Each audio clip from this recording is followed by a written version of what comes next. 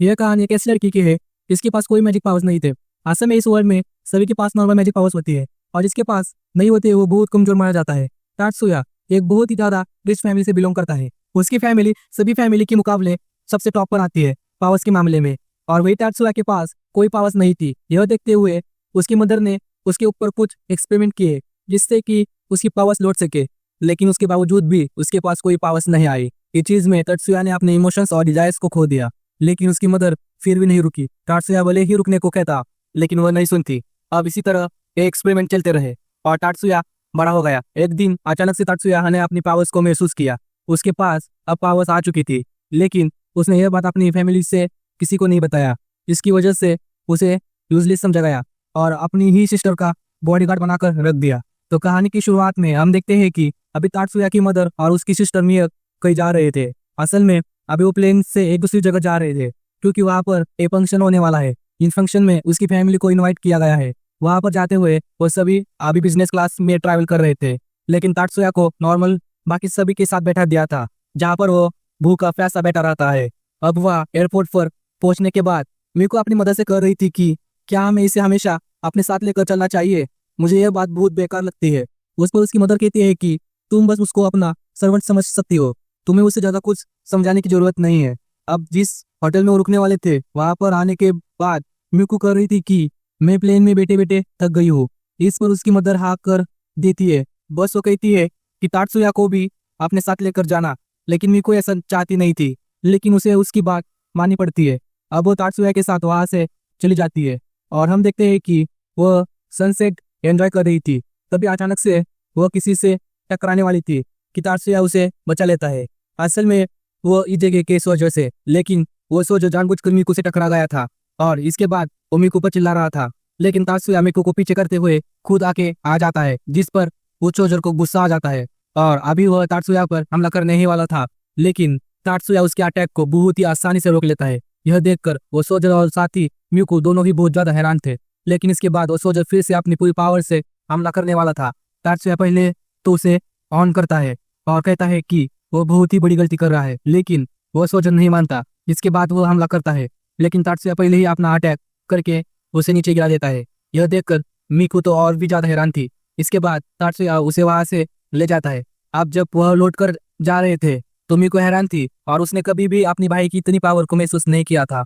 उसका तात्सुया को देखने का नजरिया बदल गया था। वापस लौटने के बाद वह सभी को बताती है कि तात्सुया ने उसकी जान बचाई ली, लेकिन तात्सुया कहता है वो बस ऑर्डर फॉलो कर रहा था। इस पर उसकी मदर कहती है कि हाँ ऐसा तुमने करना चाहिए।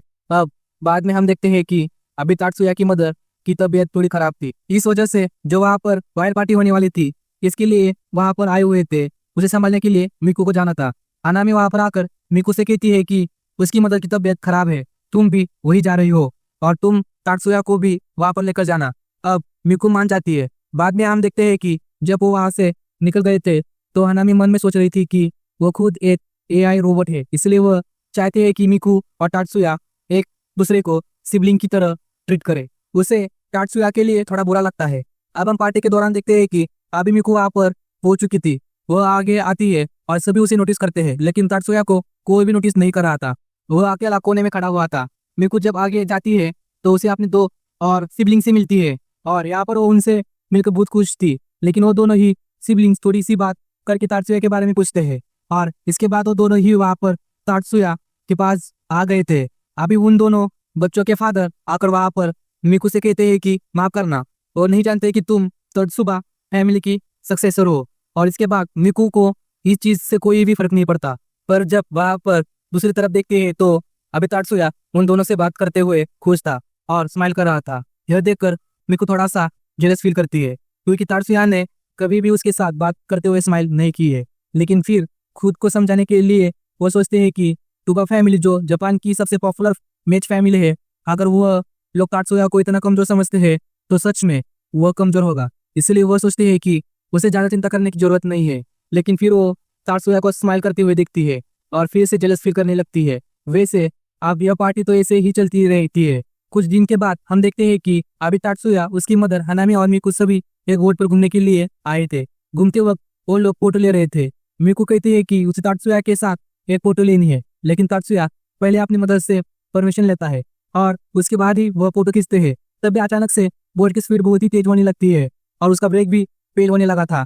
साथ ही साथ अभी उनकी तरफ कुछ मिसाइल्स भी आ रहे थे जो कि पता नहीं किसने चलाई थी, पर उन्हें देखकर तात्सुया तुरंत ही हाथ आगे कर और टाइम को स्लो कर देता है, जिसके बाद उसने उस मिसाइल को वहां पानी के अंदर डिस्ट्रॉय कर दिया था।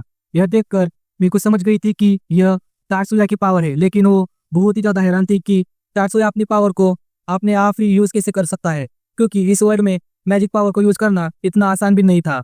इसके लिए भी कई गैजेट्स लगते हैं, साथ ही साथ बहुत ही ज्यादा कंट्रोल होना चाहिए। वैसे बाद में हम देखते हैं कि जब वह घर पर आते हैं तो वहाँ पर आर्मी कमांडर आया हुआ था। वह कह रहा था कि उन्हें इस चीज का नहीं पता था कि आखिर वह मिसाइल चलाए किसने थे, मगर वह उसकी पूरी रिसर्च करेंगे। पर तभी तात्सुया की मदर कहती है कि कोई जरूरत नहीं है, वैसे वह हमें लगी नहीं। उसके बाद जब वह आर्मी कमांडर वहां से जाने लगा था तो उसे पता चला कि उसके जूनियर्स ने मिकू को परेशान किया था और तात्सुया ने उन्हें हरा दिया था।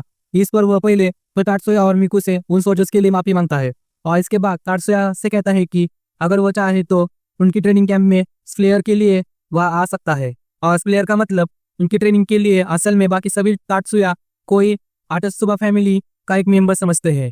इस वजह से वह जानते हैं कि तात्सुया स्ट्रांग होगा, इसलिए उसे ट्रेनिंग के लिए बुला रहे थे। अब तात्सुया तो उनके बारे में सोच भी नहीं रहा था, लेकिन उसकी मदर कहती है कि उसे यहाँ पर जाना चाहिए, क्योंकि वैसे भी वह घर पर रह जाता है और उसे कुछ आता भी नहीं, तो इससे वह थोड़ा फाइट करना भी सीख लेगा। तभी मीकू कहती है कि उसे भी उसके साथ जाना है। वो इसकी वजह बताती है कि वह अभी थोड़ी कमजोर है और जब तात्सुया उसे प्रोटेक्ट नहीं कर सकता तो वो खुद को स्ट्रांग बनाकर खुद को प्रोटेक्ट कर लेगी, और यह सब उसका एक बहाना था। लेकिन उसकी मदर हाँ कर देती है। अब अगले सीन में हम देखते हैं कि वो उस जगह पर पहुंच चुके थे जहाँ पर अभी बाकी सभी सोल्जर्स की ट्रेनिंग चल रही थी। यह दोनों बस अभी वहां पर खड़े होकर उन्हें देख रहे थे। तभी आर्मी कमांडर कहते हैं कि क्या तुम भी उनके साथ में ट्रेनिंग करना चाहते हो। अब तात्सुया पहले तो मिकू की तरफ देखता है, लेकिन वो कुछ देख नहीं करती। इस वजह से तात्सुया ने हाँ कर दिया था। अब फाइट के दौरान हम देखते हैं कि जो वहां पर तात्सुया से लड़ने के लिए आया था वो सच में एक स्ट्रॉन्ग सोल्जर है, लेकिन तात्सुया उसके हर एक अटैक से बचते हुए धीरे से पेट पर मारता है, जिसकी वजह से वह सोल्जर वही नीचे गिर जाता है और हार जाता है। अब वहां पर दूसरे वाले को बोला जाता है। इसके बाद अटैक बहुत ही ज्यादा फास्ट है, लेकिन तात्सुया इसे भी हरा देता है। और यहाँ पर हम देखते हैं कि तात्सुया जब अटैक करता है तो वह सामने वाला सोल्जर भी उसके अटैक को रोक लेता है, क्योंकि तात्सुया पूरी पावर से हमला नहीं कर रहा था। अब जब सामने वाला सोल्जर तात्सुया पर हमला करने ही वाला था तो वह उसका हाथ पकड़कर उसे नीचे गिरा देता है और इसी के साथ वह हार चुका था। दूसरी तरफ हम देखते हैं कि मिकू तो अभी अपने भाई को लड़ते हुए देखकर हैरान थी, मगर तभी अब वह दूसरा सोल्जर जो कि तात्सुया को पहले से ही मिला था, वह यहाँ पर तात्सुया को फिर से चैलेंज करता है और रिवेंज लेना चाहता था उस दिन के लिए जिस दिन तात्सुया ने उसे मारा था। अब फाइट स्टार्ट होने वाली थी, लेकिन मिकू अभी चिंता कर रही थी, लेकिन तात्सुया कहता है कि उसे चिंता करने की कोई जरूरत नहीं है। अब फाइट स्टार्ट होती है और वह सोल्जर शुरुआत से ही अपने मैजिक पावर का इस्तेमाल कर रहा था। यह देखकर मिकू कहती है कि यह तो चीटिंग है, लेकिन तात्सुया कहता है कि यह चीटिंग नहीं है। रियल वर्ल्ड में उनकी मुलाकात किसी मजिशियन से भी हो सकती है जो कि मैजिक यूज करना जानता हो, और उससे लड़ते वक्त वो यह नहीं कर सकता कि यह तो चीटिंग है। अब तात्सुया यहाँ पर उस सोल्जर के मूवमेंट को देखता है और पहले तो वह उसे डॉज करता है। इसके बाद वह अपना हाथ आगे करते हुए अपनी पावर को सही मात्रा में यूज करता है। उसने ज्यादा पावर का यूज नहीं किया था, इस वजह से उसने अभी सामने वाली सोल्जर की पावर को रोक लिया था, जिस वजह से उसकी स्पीड बहुत ही कम हो गई थी। तात्सुया पास जाते हुए उसे नीचे गिरा देता है और उसे हरा देता है। अब इसके बाद वो सोल्जर खड़ा होकर तात्सुया से हाथ मिलाता है और अब वो उससे अच्छे से बात कर रहा था। वैसे इन तीनों मैच में तात्सुया ने अपनी पावर का पूरी तरह से इस्तेमाल भी नहीं किया, क्योंकि वह जानता था कि अगर वो पूरी पावर का इस्तेमाल करेगा तो ये तीनों बचेंगे नहीं। वैसे यहाँ पर वो सोल्जर अपना नाम देनी बताता है और अब वो तात्सुया का दोस्त भी बन चुका था।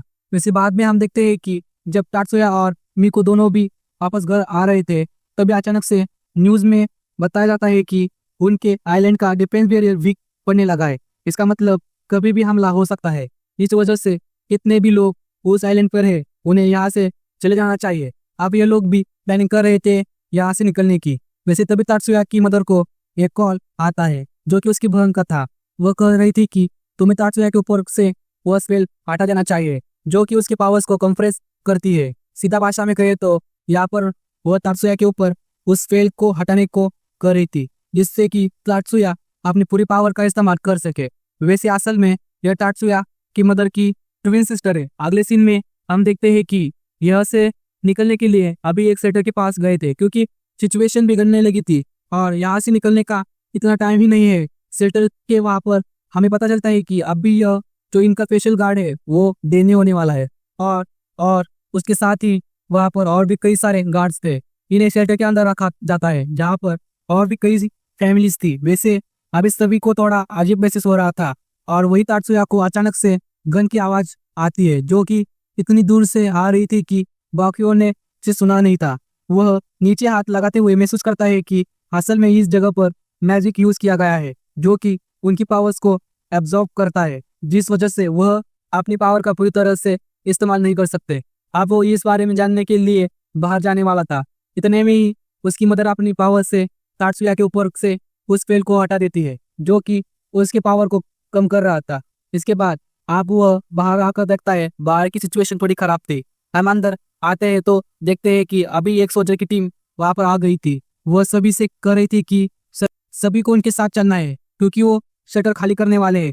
लेकिन इस पर तात्सुया की मदर कहती है कि अभी वह बाकी सभी को ले जाए, उन्हें सबसे आखिर में ले जाए, क्योंकि तात्सुया अभी बाहर गया है। इस पर हनामी शॉक थी। वो पूछते हैं कि क्या उन्हें तात्सुया की चिंता हो रही है, लेकिन इस पर वो कहती है कि नहीं, उन्हें इस सोल्जर पर भरोसा नहीं। हम देखते हैं कि यह बात सही थी, क्योंकि अब वो सोल्जर सच में इन लोगों पर गन तान देते हैं। लेकिन उन्हें बचाते हुए हनामी सामने आ गई थी और उसने एक बैरियर क्रिएट कर लिया था। दूसरी तरफ अभी डेनी भी वहां पर आ जाता है, जो उन सोल्जर्स को इस तरह से बिहेव करते हुए देखकर हैरान था। वो उन्हें समझाता है और वो कहते हैं कि डेनी बहुत ज्यादा पावरफुल है और उन्हें कभी इतनी इज्जत नहीं मिली, इस वजह से वो उनका साथ नहीं देता। पर डेनी उन्हें समझा रहा था कि देखो, तुम्हें ऐसा करने की कोई जरूरत नहीं है, यह बहुत बड़ी गलती हो सकती है और आखिर में तुम्हें कुछ हासिल नहीं होगा। अब वह मान गए थे और उन्होंने अपना गन नीचे कर लिया था। लेकिन इतने में ही हनामी अपनी पावर से एक सोल्जर को मार देती है। यह देखते हुए वह सोल्जर गुस्से में आ जाते हैं और गन तानते भूल वहीं पर मारी गई थी। अब तभी वहां पर एक सर्कल क्रिएट होता है, जो कि एक पोर्टल था। उससे तात्सुया वहां पर आ गया था। उसने वहां पर आते ही उन सभी सोल्जर्स को एक एक करके खत्म करना स्टार्ट कर दिया। हम इस एपिसोड को यहीं पर खत्म करते हैं। मिलते हैं इसके नेक्स्ट एपिसोड में। तो भी चैनल पे नए आए हो तो प्लीज चैनल को सब्सक्राइब कर दे।